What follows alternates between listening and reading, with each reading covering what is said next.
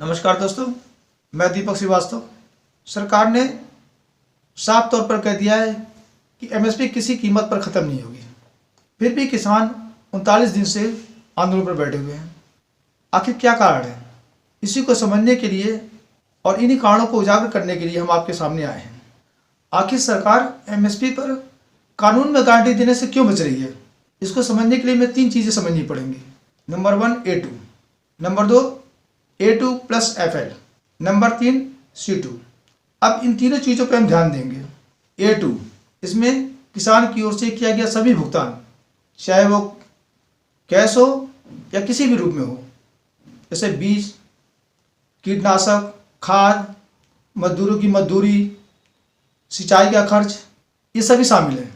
A2 + FL, F2 का मतलब family labour. अब ऐसे हम समझते हैं कि खेती में जो किसान मजदूरी करता है, एक किसान के परिवार के अन्य सदस्य जो मजदूरी करते हैं, उनका मेहनताना भी इसमें जोड़ा जाता है। जैसे मान लीजिए किसान के परिवार में 4 सदस्य हैं, अगर वो दूसरी जगह मजदूरी करते हैं तो मान के चलते हैं 250-300 जो भी रकम है, एक लागत मान लेते हैं, अनुमान लगा लेते हैं। तो अगर 300 लगाते हैं तो 1200 रुपये हो गए, तो वो खर्च भी A2 + FL में मानेंगे। C2, इसमें ज़मीन की कीमत जोड़ी जाती है, जिस ज़मीन पर किसान खेती कर रहा है। इसमें ज़मीन का किराया और उस खेती बाड़ी में जिस पूंजी पर ब्याज लगता है, उस ब्याज को भी शामिल करते हैं। इसमें कृषि यानी समझिए कृषि ब्याज पर जितना भी ब्याज लगता है, यानी कृषि उत्पादन में जितना भी ब्याज लगता है, उसको इसमें शामिल करते हैं। अब समस्या का जड़ है जो A2FL और C2, यही समस्या का जड़ है और यहीं पर समाधान भी है। इसी में समाधान निकलेगा। अब सरकार जो इनको एमएसपी दे रही है, वो फार्मूला क्या है? A2 + FL + A2FL का 50%। अब देखिए 2020-21 के गेहूं के एमएसपी का एग्जाम्पल लेते हैं। इसमें A2 + FL 923 रुपये है, सरकार ने एमएसपी दिया 1925 रुपये। बस यही सरकार दावा ठोक रही है, सीना ठोक कर कह रही है कि हमने A2 + FL का 209% ज़्यादा दिया है। बात सही भी है। 923 रुपये का 209% 1925 रुपये हुआ। सरकार इसी का दावा कर रही है, लेकिन उसके बाद भी आखिर क्या बात है, किसानों को ये मंजूर नहीं है। किसानों ने कि ये फार्मूला ठुकरा दिया है। किसानों को कौन सा फार्मूला पसंद है? किसानों को C2 + C2 का 50%, जो स्वामीनाथन कमीशन ने रिकमेंड किया था, किसानों को वही फार्मूला मंजूर है। इस फार्मूले में और दूसरे फार्मूले में क्या अंतर है, इसको समझते हैं। C2 1425 रुपये पर कुंटल है, यानी 1425 रुपये + 1425 का 50%, 712 रुपये 50 पैसे, यानी टोटल कितना हुआ? 1425 + 712 रुपये 50 पैसे, टोटल हुआ 2137 रुपये 50 पैसे। अब दोनों में अंतर देखिए, पहले वाले में और अब वाले में अंतर देखिए। 2137 रुपये 50 पैसे माइनस 1925 रुपये, अंतर कितना हुआ? 212 रुपये 50 पैसे का। अब ये जो 212 रुपये 50 पैसे का अंतर है, हमारे किसान ही मान रहे हैं 212 रुपये 50 पैसे पर कुंटल पे घाटा मान रहे हैं। बस यही जो अंतर है, इसी अंतर को अभी तक किसानों के गले के नीचे नहीं उतर रहा है और न सरकार इसको अभी तक समझा पाई है। सारी लड़ाई इसी कीमत के अंतर को है। किसानों का दूसरा मेन मुद्दा एमएसपी है, जिस पर अभी पेच फंसा हुआ है। किसानों को डर है कि सरकार धीरे धीरे एमएसपी खत्म कर सकती है, जबकि सरकार बार बार विश्वास दिला रही है कि किसी भी कीमत पर एमएसपी नहीं खत्म होगी, और जैसे 55 सालों से एमएसपी जारी है, बिल्कुल वैसी जारी रहेगी। एमएसपी खत्म होने का कहीं से कहीं तक कोई सवाल ही नहीं उठता है। तो किसान कह रहे हैं कि ठीक है, हम आपकी बात पे विश्वास कर लेते हैं, एमएसपी खत्म नहीं होगी। तो इसमें लिखित रूप से गारंटी क्यों नहीं देते? क्यों नहीं एमएसपी पर कानून बना देते हैं? अब देखिए आखिर सरकार की क्या दिक्कत है जो एमएसपी पर लिखित रूप से कानून नहीं बना रही है, गारंटी नहीं दे रही है। सरकार की भी कुछ मजबूरियां हैं। सरकार कुछ ही फसलों को एमएसपी पर खरीदती है। अब एमएसपी की बाध्यता की वजह से सरकार को फसलों को खरीदना पड़ता है, उनका स्टॉक बम्पर स्टॉक हो जाता है।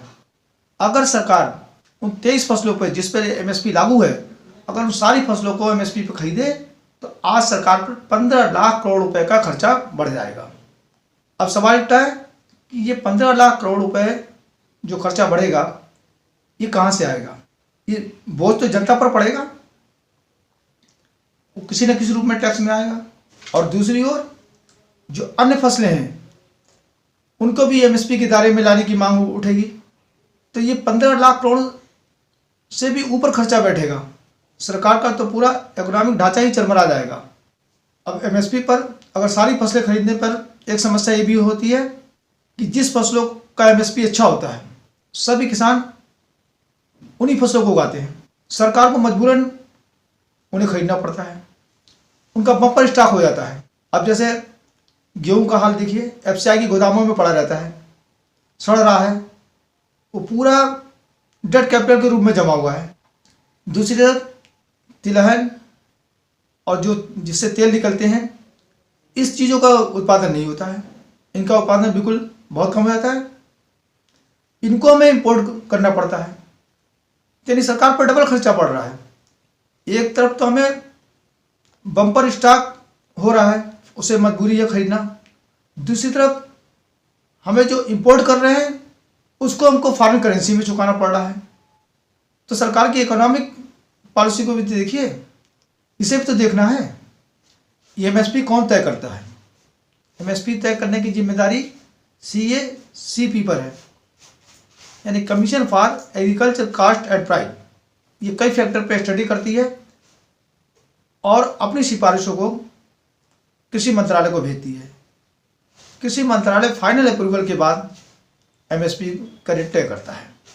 एमएसपी तय करने में कई फैक्टर ऐसे हैं जिनमें बिल्कुल कॉन्ट्रास्टिंग है, यानी बिल्कुल विरोधाभास है। जैसे फसलों की प्रति हेक्टेयर लागत, खेती का खर्च, प्रति कुंटल अनाज की लागत। अब इस देश में एमएसपी तो सब समान है, लेकिन फसलों की लागत सब जगह अलग अलग है, अलग अलग एरिया वाइज से है। आप देखिए दिल्ली में और बस्ती में, यानी दिल्ली में और आजमगढ़ में, दोनों में जमीन का रेट तो अलग अलग है।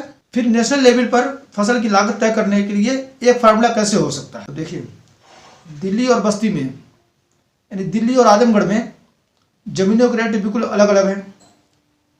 इन दोनों पर फसलों की लागत या फसलों की एमएसपी एक समान कैसे हो सकती है?